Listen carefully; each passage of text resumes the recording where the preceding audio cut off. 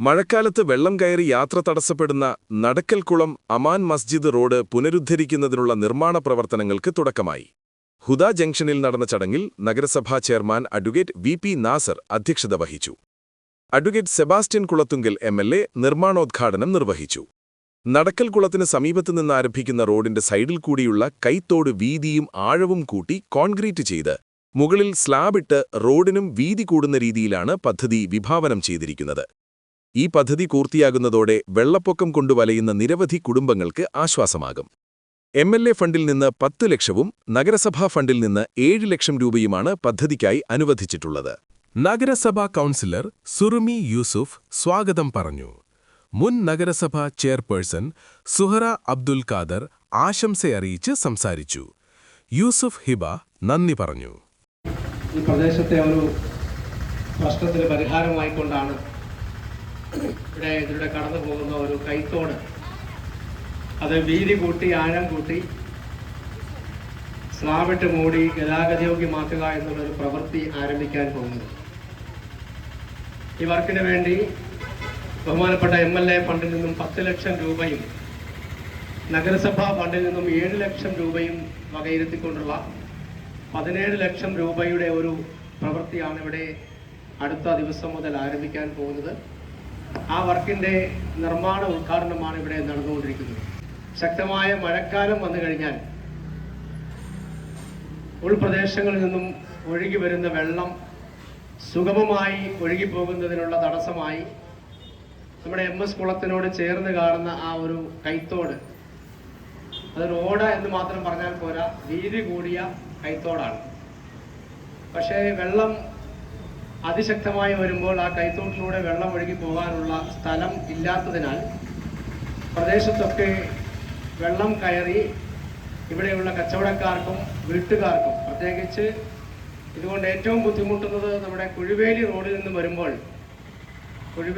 നിന്ന് വരുമ്പോഴുള്ള ഏതാണ്ട് 5-6 വീട്ടുകാർക്കും നമ്മുടെ MS കുളം കഴിഞ്ഞ് താഴോട്ട് പോകുമ്പോൾ കാണുന്ന 8-10 വീട്ടുകാർക്കുമാണ് ഇതുകൊണ്ട് ഏറ്റവും ബുദ്ധിമുട്ടുണ്ടാവുന്നത്. ആ ഓട വൃത്തിയാക്കി അത് വീതി കൂട്ടി ആഴം കൂട്ടി, എന്നാൽ അതിനെ ചേർന്ന് കടന്നു പോകുന്ന റോഡിന് ഗതാഗത തടസ്സം ഉണ്ടാവാതെ ആ ഓടയ്ക്ക് മേളിലൂടെ സ്ലാബിട്ട് ഏറ്റവും ആളുകൾക്ക് ഗുണകരമാകുന്ന രീതിയിലേക്കുള്ള ഒരു വർക്കാണ് ഇവിടെ നമ്മൾ ഉദ്ദേശിക്കുന്നത്. ആ വർക്ക് നടന്നു കഴിയുമ്പോൾ അതിൻ്റെ പൂർത്തീകരണമാവുകയില്ല. അത് ഈ ഓട കടന്നു ചെല്ലുന്നത് എവിടെയാണോ അവിടം വരെ ആ വർക്ക് പൂർത്തീകരിച്ചാൽ മാത്രമേ ഈ ഒരു പ്രശ്നത്തിന് പരിഹാരമാവുകയുള്ളൂ എന്ന് നമ്മൾ ആദ്യം മുതലേ കണ്ടൊരു കാര്യമാണ്.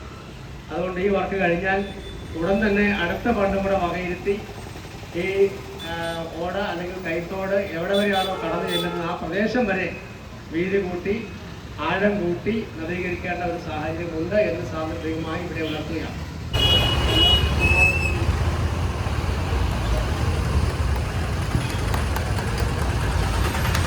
ഈ പ്രദേശത്തെ കുറേയേറെ കുടുംബങ്ങളെ സംബന്ധിച്ചിടത്തോളം വളരെ പ്രധാനപ്പെട്ട ഒരു വികസന പ്രവർത്തനത്തിനാണ് ഇന്നിവിടെ തുടക്കം കുറിക്കുന്നത്.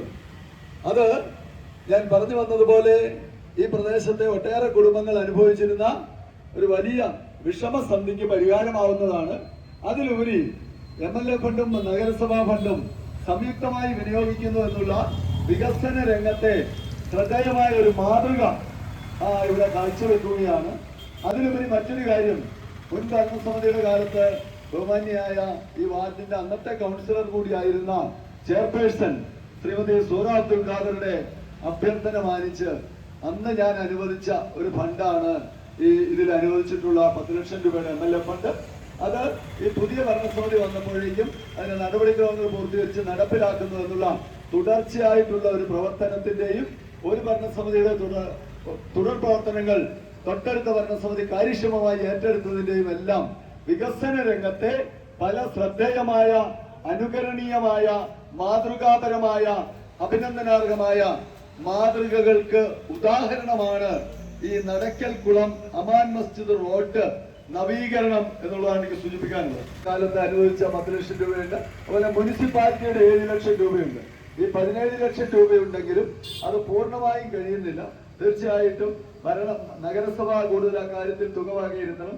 എന്നെ സംബന്ധിച്ചിടത്തോളം ഇനി ഒരു അവസരം ഉണ്ടായെങ്കിൽ മാത്രമേ തുക വകയിരുത്താൻ കഴിയുള്ളൂ. അങ്ങനെ സാഹചര്യം ഉണ്ടാകുന്ന പക്ഷം തീർച്ചയായിട്ടും ബാക്കി ആവശ്യമായ പണം കൂടി ഈ കാര്യത്തിൽ ഭാവിയിൽ അനുവദിക്കുന്നതാണ് എന്നുള്ള കാര്യം കൂടി ഇവിടെ സൂചിപ്പിക്കാനായിട്ട് ആഗ്രഹിക്കുകയാണ്. നമ്മുടെ MLA സൂചിപ്പിച്ചതുപോലെ തന്നെ ഏതെങ്കിലും ഒരു രാഷ്ട്രീയ പാർട്ടിയെ പ്രദാനം ചെയ്ത് എല്ലാവരും വിജയിക്കുകയുള്ളൂ. വിജയിച്ചതിന് ശേഷം അദ്ദേഹം എല്ലാവരുടെയും ജനപ്രതിയാണ്. ആ രീതിയിൽ ഈരാറ്റുപേട്ട നഗരസഭയുടെ കഴിഞ്ഞ കാലങ്ങളിലൊക്കെ ഓരോ വാർഡിലെയും വാർഡ് കൗൺസിലർമാർ ആവശ്യപ്പെടുന്ന പ്രകാരം അദ്ദേഹം എല്ലാ മേഖലയിലേക്കും വികസനം എത്തിക്കുവാനായിട്ട് അദ്ദേഹം ശ്രമിച്ചിട്ടുണ്ട്. അതിൻ്റെ ഒരു വലിയൊരു നേട്ടമാണ് ഇന്നിപ്പം MLA ഫണ്ട് 10 ലക്ഷവും നഗരസഭയുടെ ഫണ്ട് 7 ലക്ഷവും വെച്ച് നമ്മുടെ ഈ ഒരു പ്രോജക്റ്റ് ഇവിടെ ആരംഭം കുറിക്കുന്നത്. എല്ലാം മുതൽ ഞാൻ യൂസുഫിനെ അഭിനന്ദിക്കുകയാണ്. കാരണം ഒരു തുടക്കക്കാരൻ എന്ന നിലയിൽ ഈ വാർഡിലേക്ക് ഒരു പുതിയ കൗൺസിലറായിട്ട് കടന്നു വന്നപ്പോൾ അദ്ദേഹം കൗൺസിലറായി തിരഞ്ഞെടുത്തതിന് ശേഷം ആദ്യം മുൻ കൗൺസിലർ എന്ന രീതിയിൽ എന്നെ കാണാനാണ് വന്നത്. ആ വാർഡിൽ നിലവിലുള്ള അവസ്ഥയും നിലവിലുള്ള പ്രോജക്റ്റുകളുടെ കാര്യങ്ങളും എല്ലാം വളരെ ഗൗരവമായി തന്നെ ചർച്ച ചെയ്തു. ഇനിയും ചെയ്യേണ്ടതായിട്ടുള്ള പ്രോജക്റ്റുകളെ കുറിച്ച് അദ്ദേഹം ഞാനുമായിട്ട് ഡിസ്കസ് ചെയ്തതിൻ്റെ അടിസ്ഥാനത്തിൽ പലപ്പോഴും പല രീതിയിൽ സാങ്കേതികത്വം ഈ ഒരു പ്രോജക്റ്റിന് ബുദ്ധിമുട്ടുണ്ടാക്കിയിരുന്നെങ്കിലും വളരെ മെച്ചപ്പെട്ട രീതിയിൽ അത് മുന്നോട്ട് കൊണ്ടുപോകാനായിട്ട് സാധിച്ചു. വീണ്ടും MLAയുമായിട്ട് ഒരു 2 ആഴ്ച മുമ്പ് വീണ്ടും ഞാൻ കോൺടാക്ട് ചെയ്തു. അതിൻ്റെയൊക്കെ അടിസ്ഥാനത്തിലാണ് നമുക്ക് ഈ ഒരു പ്രോജക്റ്റ് ഇവിടെ ഇപ്പോൾ നടപ്പിലാക്കാനായിട്ട് സാധിച്ചത്.